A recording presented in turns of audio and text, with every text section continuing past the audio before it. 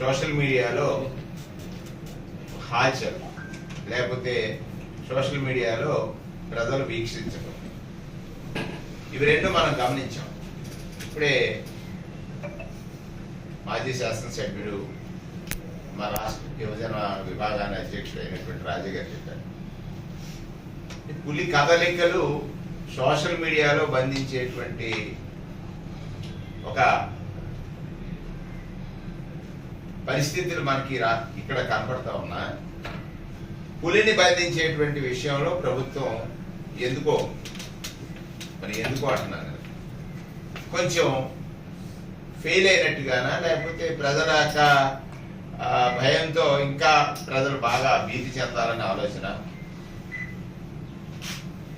చిన్న అనుమానం కలుగుతూ ఉంది. 5 నుంచి 6 రోజులు అయిన తర్వాత పులి కదలికలను ఎప్పటికప్పుడు మనం వివిధ మాధ్యమాల్లో చూస్తున్నాం. ఇదిగో ఇప్పుడే ఇలా వెళ్ళింది, అలా వెళ్ళింది అనేటువంటి మాటలు కూడా వింటున్నాం.